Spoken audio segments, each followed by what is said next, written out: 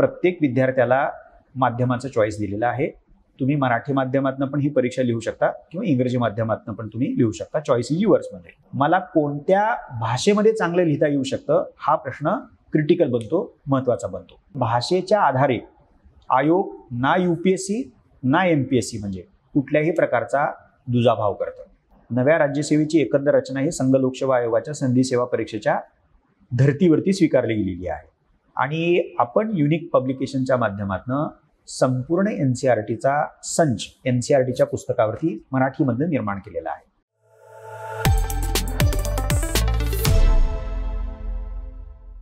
नमस्कार विद्यार्थी मित्रमैत्रिणींनो, युनिक पॉडकास्टच्या नवीन एपिसोडमध्ये आपलं पुन्हा एकदा स्वागत.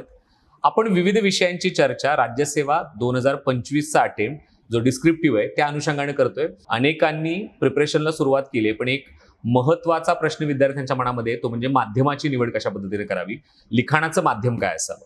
सो या विषयावरती आपल्याला आज ऑनरेबल तुकाराम जाधव सर हे मार्गदर्शन करतील. सर, तुमचं स्टुडिओमध्ये स्वागत. विद्यार्थ्यांच्या मनामध्ये हा जो काही प्रश्न कंटिन्युअसली घर करतोय आणि गेल्या अनेक वेबिनारमध्ये सेमिनारमध्ये विद्यार्थ्यांनी कमेंट बॉक्समध्ये या स्वरूपाचे प्रश्न विचारलेले आहेत की माध्यमाची निवड आम्हाला करायची आहे आणि ती कशी करावी याबद्दलचा प्रश्न आहे. माझा पहिला प्रश्न या अनुषंगाने तुम्हाला हा आहे की खरंच ही माध्यमाची निवड इतकी महत्त्वाची आहे का आणि त्याचं काय महत्त्व आहे हे तुम्ही सांगाल. येस, मला असं वाटतं की तो कळीचा मुद्दा आहे, कळीचा प्रश्न आहे. पण थोडेसे सगळे पैलू लक्षात यावेत म्हणून आपण बेसिकपासून सुरुवात करूया. सो परीक्षेचे 3 टप्पे आहेत: पूर्व परीक्षा, मुख्य परीक्षा, मुलाखत. तर यातल्या प्रत्येक टप्प्यावरती माध्यमाचा प्रश्न महत्त्वाचा आहे का, तर तो एका अर्थाने आहे असं पण म्हणायला काही हरकत नाही. म्हणजे पण तत्पूर्वी एक जी बेसिक माहिती वजा बाब आपण लक्षात घ्यायला पाहिजे ती ही आहे की जर आपण राज्यसेवा परीक्षेविषयी बोलत असू, ओके, तर प्रत्येक विद्यार्थ्याला माध्यमाचं चॉईस दिलेलं आहे. तुम्ही मराठी माध्यमातून पण ही परीक्षा लिहू शकता किंवा इंग्रजी माध्यमातून पण तुम्ही लिहू शकता. Choice is युअर्समध्ये. सो तो महत्त्वाचा मुद्दा आहे. मग आता आपण पूर्व परीक्षा, मुख्य परीक्षा, मुलाखत अशा तिन्ही टप्प्यांवरती माध्यमाचा जर विचार केला तर मला असं वाटतं की पूर्व परीक्षा ही वस्तुनिष्ठ प्रकारची आहे. त्यामुळे तिथं माध्यमाचा प्रश्न हा गौण ठरतो. ओके, तुम्हाला काहीच तिथं लिहायचं नाहीये. प्रश्न आहे, प्रश्नाच्या खाली 4 पर्याय पैकी तुम्हाला एका पर्यायाची निवड करायची आहे. तुम्हाला स्पेस डार्कन म्हणजे छायांकित करायचं आहे, एवढंच काम आहे. माध्यमाचा प्रश्न कळीचा ठरतो मुख्य परीक्षेच्या टप्प्यावरती. कारण येणारी जी नवी राज्यसेवा आहे 2025 पासूनची, आणि दुसरं उदाहरण जर आपण घेतलं संघ लोकसेवा आयोगाची नागरी सेवा परीक्षा किंवा संधी सेवा परीक्षा, तर ती संपूर्णतः डिस्क्रिप्टिव्ह आहे, वर्णनात्मक आहे, लेखी प्रकारची आहे. सो राज्यसेवा, नवी राज्यसेवा लेखी प्रकारची असल्यामुळं मला कोणत्या भाषेमध्ये चांगलं लिहिता येऊ शकतं हा प्रश्न क्रिटिकल बनतो, महत्त्वाचा बनतो. सो मुख्य परीक्षेच्या पातळीवरती तो अत्यंत महत्त्वाचा आहे. मग टप्पा येतो मुलाखतीचा किंवा व्यक्तिमत्व चाचणीचा. अर्थात महाराष्ट्र लोकसेवा आयोगाच्या राज्यसेवा परीक्षेचा जर आपण विचार केला तर पुन्हा विद्यार्थ्यांना एका अर्थानं चॉईस आहे.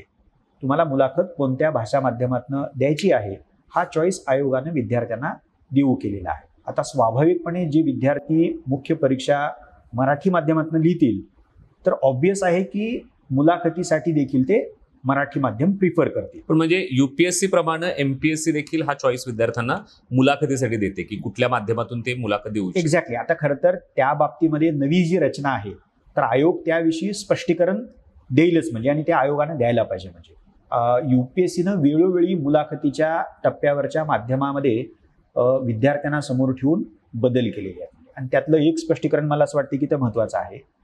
एक स्थिती UPSCच्या परीक्षेमध्ये अशी होती की ज्या विद्यार्थ्यांना इंग्रजी माध्यमातून मेन्स लिहिलेली आहे ऑब्व्हियसली त्या विद्यार्थ्याला मुलाखत देखील इंग्रजी माध्यमातून द्यावी लागायची. पण अलीकडच्या काळामध्ये UPSCनं एक महत्त्वपूर्ण बदल केलेला आहे आणि मुलाखत तुम्हाला कोणत्या भाषा माध्यमातून द्यायची आहे असा स्पष्टपणे चॉईस विद्यार्थ्यांना दिलेला आहे. भले तुम्ही मुख्य परीक्षा एक्झॅक्टली कुठल्याही भाषा माध्यमातून लिहिली तरी चालू शकते. म्हणजे सो मला असं वाटतं की सारांश रूपानं पूर्व परीक्षेच्या बाबतीमध्ये तो मुद्दा गौण आहे, महत्त्वाचा ठरतो मुख्य परीक्षेच्या टप्प्यावरती आणि अर्थातच मुलाखतीच्या टप्प्यावरती.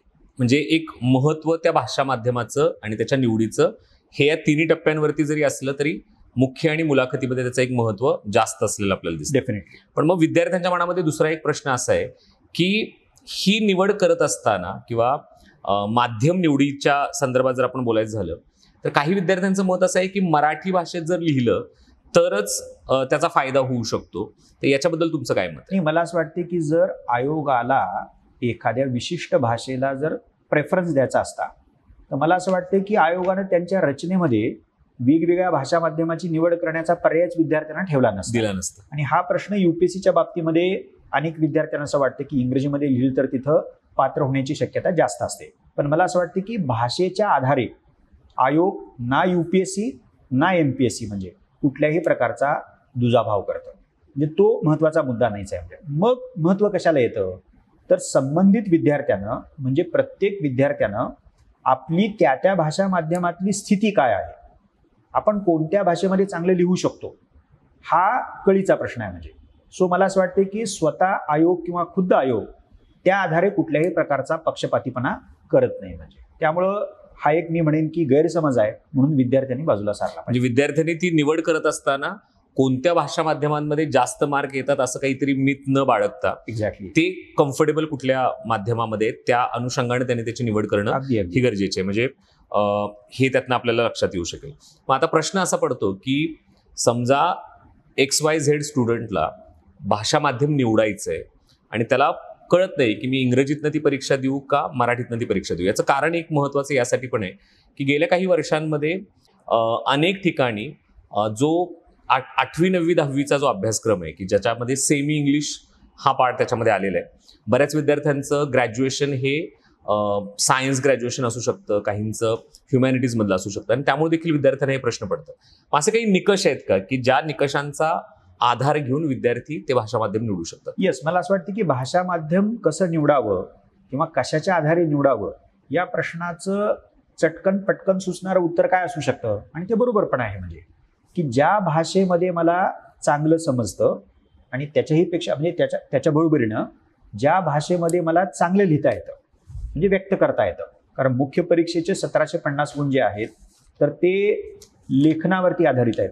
म्हणजे पूर्णतः लेखनावरती मी असं म्हणणार नाही, तुमचं आकलन असलंच पाहिजे, पण तुमचं आकलन तुम्हाला तितक्याच प्रभावीपणे दिलेल्या शब्दमर्यादेमध्ये मांडता यायला पाहिजे. त्यामुळे त्या पातळीपर्यंत त्या डिग्रीपर्यंत लेखन प्रभावीपणे तुम्हाला करता येणं हे महत्त्वाचं ठरतं. सो मला असं वाटतं की ते त्याचं एक पहिलं चटकन सुचणारं उत्तर आहे की तुम्हाला कोणत्या भाषेतनं चांगलं कळतं आणि चांगलं लिहिता येतं किंवा मांडता येतं, तर तो मुख्य निकष असला पाहिजे. पण मला असं वाटतं की थोडंसं सविस्तरपणे त्याच्याकडे बघूयात. जसं आता आपण अचूकपणे नमूद केलं की 8वी ते 10वी, कदाचित 11वी 12वी आणि त्याच्यानंतर पदवीचं शिक्षण म्हणजे आयदर सुरुवातीचा टप्पा सेमी इंग्लिशमध्ये झालेला आहे आणि ग्रॅज्युएशन माझं इंग्रजी माध्यमातून झालेलं आहे. मग अशा विद्यार्थ्यांना हा थोडासा पेच वजा प्रश्न पडतो की मराठी माझी मातृभाषा आहे पण माझं ग्रॅज्युएशन हे इंग्रजी माध्यमातून झालेलं आहे, तर मी कुठलं भाषा माध्यम निवडायला पाहिजे. तर मला असं वाटतं की पुन्हा मी त्याच प्रश्नाकडे जाईल की भले तुमचं पदवी शिक्षण कोणत्याही भाषा माध्यमातून झालं असलं तरी तुम्ही स्वतः विद्यार्थी उमेदवार म्हणून हे तपासलं पाहिजे, हे पाहिलं पाहिजे की माझी ती जी काही भाषा माध्यमाची पदवी शिक्षणाची निवड होती म्हणजे इंग्रजीमध्ये माझं झालेलं आहे, तर ते माझं इंग्रजी कसं आहे. ओके, त्याचं उत्तर म्हणजे भाषेबद्दल आपण पुढं बोलूयातच. म्हणजे की तुम्हाला अलंकारिक लिहिता यायला पाहिजे, सौंदर्यात्मक लिहिता यायला पाहिजे अशी आयोगाची ॲब्सोल्युटली अपेक्षा नाही आहे. इंग्रजी असो किंवा मराठी असो, साधी भाषा ही ज्याला आपण उत्तम भाषा मानतो आपण, हे जे कन्व्हेन्शनल विजडम आहे तर ते इथं देखील लागू आहे. पण तरी देखील हा महत्त्वाचा प्रश्न राहतो की माझं ज्या कुठल्या भाषा माध्यमातून पदवी शिक्षण झालेलं आहे तर ते कसं झालेलं आहे. म्हणजे मी जर इंग्रजीतनं BSc झालेलं आहे, कुठलीही त्यातली स्ट्रीम असेल, तर माझं बेसिक इंग्रजी कसं आहे, मला वर्तमानपत्र वाचलेलं समजतं का, एखाद्या NCERTचं इंग्रजी भाषा माध्यमातलं पुस्तक वाचल्यावरती मला समजतं का, आणि दुसऱ्या बाजूला कळीचा प्रश्न आहे की मला ते लिहिता येतं का. म्हणजे ओके, सो विषयाचं इंग्रजी किंवा एखादा विषय इंग्रजीमध्ये लिहिता येणं, हिस्ट्री असेल, जॉग्रफी असेल, ओके, हा एक भाग आहे. पण दुसऱ्या बाजूला ज्याला आपण जनरल इंग्लिश मानतो आपण, आता निबंधाच्या पेपरसाठी तुमचं कुठल्या एका विषयाचं इंग्रजी हे पुरेसे ठरत नाही. म्हणजे तर तुम्हाला अनेक विषयाच्या संदर्भामध्ये त्या प्रकारची भाषा वापरता यायला. पर्टिक्युलर ग्रॅज्युएशन असेल तर त्या ग्रॅज्युएशनची जी स्ट्रीम आहे त्याची जी प्रमाण भाषा आहे ती विद्यार्थ्यांना मे बी अवगत असते. एक्झॅक्टली. पण मग इकडे जे सगळे वेगवेगळे विषय आहेत त्या प्रत्येकाची प्रमाण भाषा त्यांना जमणं पण गरजेचं आहे. Yes, exactly. त्यामुळे मी रिफ्रेम करताना असं म्हणेन की जरूर विद्यार्थी आपलं पदवी शिक्षण कोणत्या भाषा माध्यमातून झालेलं आहे हा निकष म्हणून विचारात घेऊ शकतात, पण तो केवळ भाषा माध्यम निवडण्याचा एकमेव निकष असतो. That is not a compulsion. Exactly. तो एकमेव निकष असता कामा नये. तो निकष म्हणून विचारात घेणं म्हणजे काय करायचं, तर मी परत तो मुद्दा रिपीट करतो की माझं त्या भाषा माध्यमातनं पदवी शिक्षण जे झालेलं आहे ते कसं झालेलं आहे. त्यामुळे मला त्यातनं, जसं मी मगाशी म्हणालो, NCERTचं एखादं बेसिक पुस्तक 11वी-12वीचं वाचल्यानंतर समजतं का, ओके, आणि मला त्यात लिहिता येईल का, म्हणजे तर हा थोडासा विचार करण्याचा प्रयोग विद्यार्थ्यांना करावा लागेल. आणि त्याला जोडून ज्या भाषा माध्यमाची मी निवड करणार आहे त्याच्यात पुरेसं मटेरियल आहे का आणि त्याच्यामध्ये मार्गदर्शन पण उपलब्ध आहे का. सो मला असं वाटतं की जर आपण नव्या राज्यसेवेविषयी बोलत असू, डिस्क्रिप्टिव्ह पॅटर्न बद्दल बोलत असू, तर मराठी माध्यमातून संदर्भ साहित्य उपलब्ध आहे का, तर मला असं वाटतं की त्याचं उत्तर होकार राहते, येस, ओके. मग मुद्दा कुठला महत्वाचा राहतो किंवा उरतो, तर तो म्हणजे विद्यार्थ्याच्या स्वतःच्या त्या संबंधित भाषेतल्या क्षमतेचा आहे. याच्यामध्ये ग्रॅज्युएशनचा विचार जर आपण केला तर तिथे विद्यार्थ्यांसमोर चॉईस नव्हती. म्हणजे समजा सायन्स ग्रॅज्युएशन असेल तर त्यांना इंग्रजीतूनच ते देणं भाग होतं. पण आता इथं मात्र विद्यार्थ्यांना चॉईस आहे की ते मराठीतून किंवा इंग्रजीतून ते लिहू शकतात. येस, थॉट प्रोसेसचं याच्यामध्ये काही महत्व आहे आन्सर रायटिंग करत एक्झॅक्टली, ते फारच महत्वाचं आहे. आणि ते मला असं वाटतं की निबंधामध्ये सगळ्यात जास्त महत्वाचं आहे. त्यामुळं बऱ्याचदा जेव्हा विद्यार्थी विचारायला येतात की माझं ग्रॅज्युएशन इंग्रजी माध्यमातून झालेलं आहे, माझी मातृभाषा मराठी आहे आणि माझं मराठी चांगलं आहे, मग मला पेच पडलं की मी काय करू, तर मग आपण त्यांना एक साधा सल्ला असा देतो, तुम्ही कुठलाही एक विषय निवडा आणि एक 500 शब्दातला राईटअप, जनरल विषय असू द्या तो, ज्याला आपण सोप्या भाषेमध्ये निबंधाचा विषय म्हणूयात म्हणजे, ओके, तर तो तुम्ही इंग्रजीमध्ये पण लिहून पहा आणि मराठी भाषेतनं लिहून पहा आणि त्याची तुलना स्वतःच करा. जर तुम्हाला त्यातनंही काही फारसं काय निवडता नाही आलं तर तुम्ही एखाद्या फॅकल्टीला दाखवा, मित्राला दाखवा, सिनियरला दाखवा आणि त्यातनं इमिजिएटली तुम्हाला प्रथमदर्शनी ते सांगू शकतात की ठीक आहे, तुझं बेसिक इंग्लिश चांगलं आहे, त्याच्यात तुला सुधारणा करता येतील, पण जर मराठीचा रायटअप वाचलं असं लक्षात आलं की मराठी खूपच चांगली आहे, म्हणजे हे हायपोथेटिकली मी बोलतोय, तर मला असं वाटतं की मग त्या स्थितीमध्ये त्या विद्यार्थ्यानं मराठीची निवड करणं हे केव्हाही चांगलं आहे. जसं तुम्ही मगाशी म्हटलात की डिस्क्रिप्टिव्ह पॅटर्न किंवा आपण हे सगळं जे बघतोय किंवा ही सगळी जी चर्चा करतोय ती 2025चा डिस्क्रिप्टिव्ह पॅटर्न आहे, त्याच्याबद्दल चर्चा करतोय की जो पॅटर्न UPSC प्रमाणे आयोगानं स्वीकारलाय किंवा महाराष्ट्र राज्य लोकसेवा आयोगानं स्वीकारलाय. आणि मग त्यात ही जी पूर्ण रचना आहे ती UPSCच्या धर्तीवर एका बाजूला आहे असं आपण म्हणतोय. आणि मग असा जो काही विस्तृत अभ्यासक्रम आहे त्या अभ्यासक्रमासाठी जर मराठीतून विद्यार्थ्यांना त्याची जर निवड करायची असेल एक भाषा माध्यम म्हणून, तर पुरेसं संदर्भ साहित्य आहे का? येस, मला असं वाटतं की अनडाऊटेडली पुरेसं संदर्भ साहित्य आहे. थोडंसं मागे मी घेऊन जातो.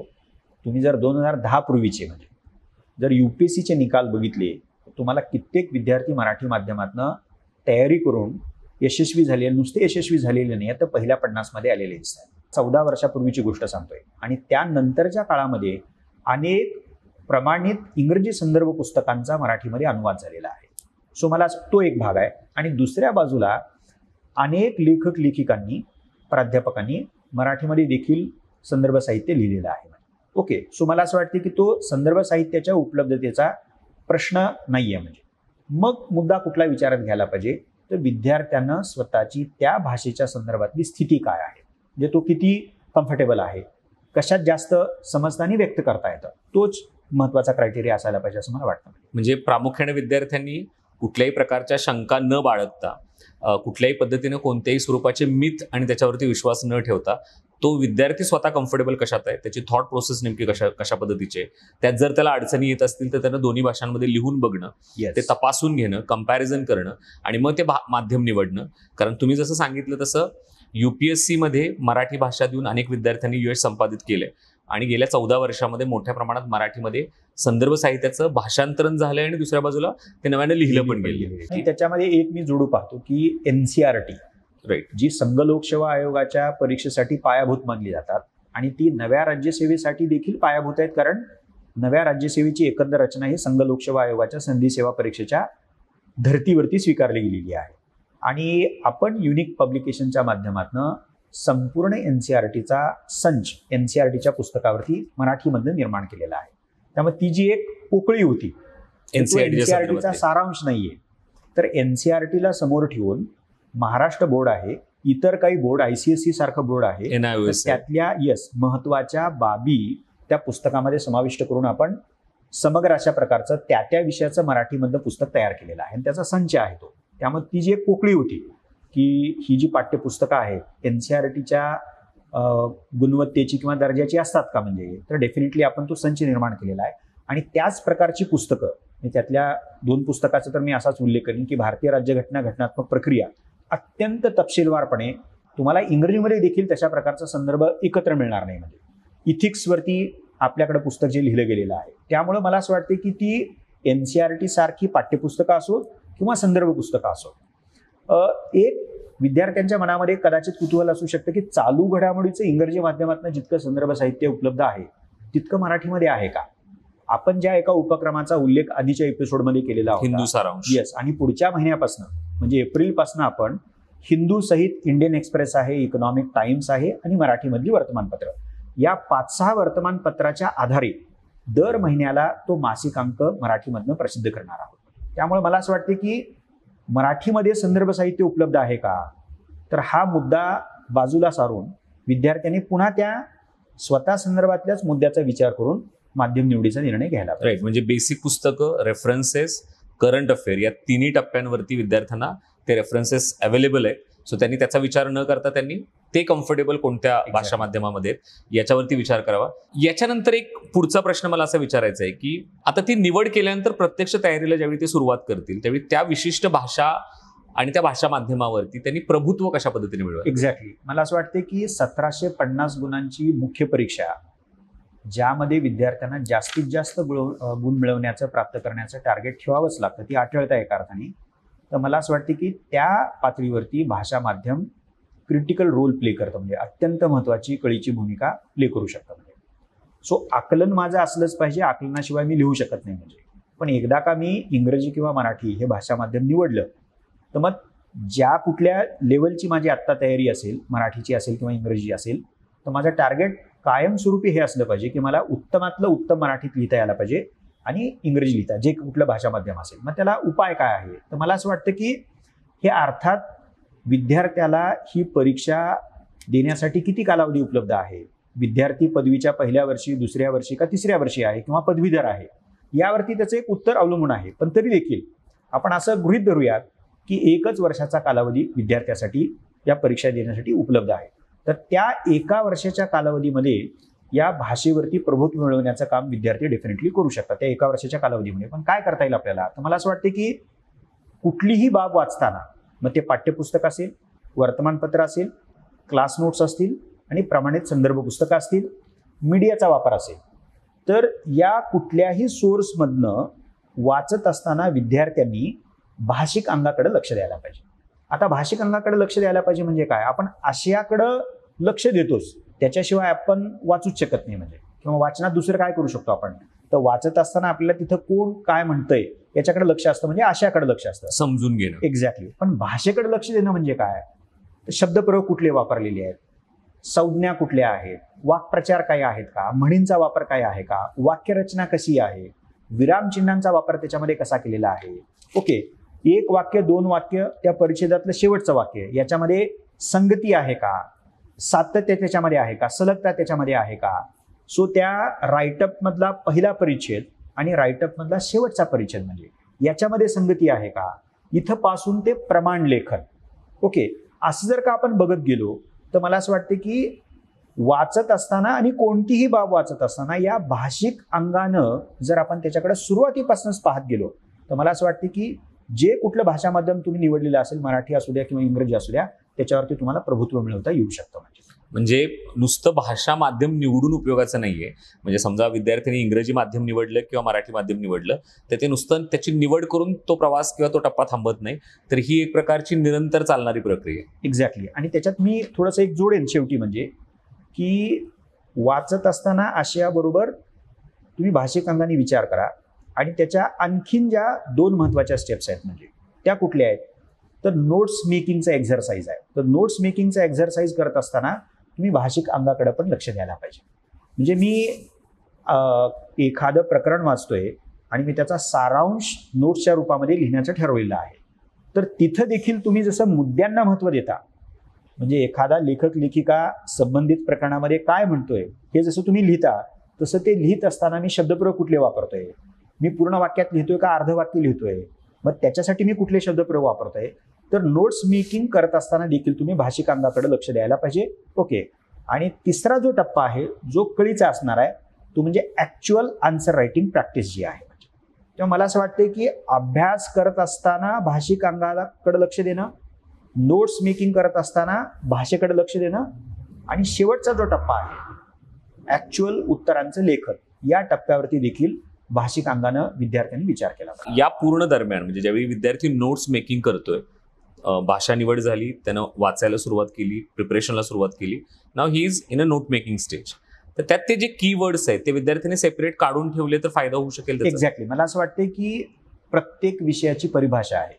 इतिहासाची, भूगोलाची, विज्ञानाची, अर्थशास्त्राची, राज्यघटनेची, आंतरराष्ट्रीय संबंधाची, पर्यावरण पारिस्थितिकीची, भारतीय समाजाची आणि इथिक्सची पण आहे. म्हणजे सो प्रत्येक विषयाची जर परिभाषा वेगळी असेल तर संज्ञाशिवाय, पारिभाषिक शब्दांशिवाय ती परिभाषा आपण विकसित करू शकत नाही. त्यामुळे माझा सल्ला, विनंतीवजा सल्ला विद्यार्थ्यांना असेल की तुम्ही प्रत्येक विषयासाठी एक नोटबुक करा, एक डायरी करा, आणि त्या डायरीमध्ये तुम्हाला आत्तापर्यंत वाचनात आलेले, जे तुम्हाला माहिती होते पण महत्त्वाचे, जे मला उत्तरामध्ये वापरायचेच आहेत, त्याचा उपयोग, त्याचा अवलंब मला उत्तरामध्ये करायचाच आहे, अशा शब्दांचा साठा, संग्रह तुम्ही वेगळा विषयानुरूप काढायलाच पाहिजे. येस, निश्चितपणे विद्यार्थी जे हा एपिसोड बघतायत, अनेकांच्या मनामध्ये हा प्रश्न होता, शंका होती, संशय होता की मी जे माध्यम निवडले ते योग्य आहे का, आणि आता इथून पुढं या स्वरूपाची अढी विद्यार्थ्यांच्या मनामध्ये राहणार नाही. मी पुन्हा एकदा तुमचे आभार मानतो या एपिसोडच्या माध्यमातून की विद्यार्थ्यांना निश्चितपणे या एपिसोडचा फायदा होईल.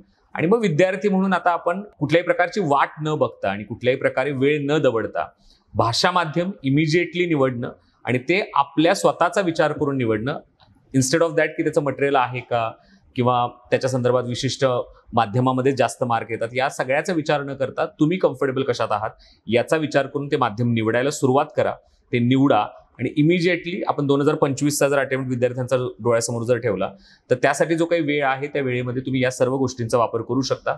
आपण अशाच एपिसोडसह युनिक पॉडकास्टच्या सिरीजमध्ये पुन्हा भेटणार आहोत. आपला पुढचा जो चर्चेचा मुद्दा असणार आहे तो संदर्भ साहित्य आणि त्याचा वापर विद्यार्थ्यांनी कसा करावा किंवा त्याची निवड कशा पद्धतीने करावी याविषयी आपण बोलणार आहोत. So thank you so much. Stay connected, stay tune. Thank you.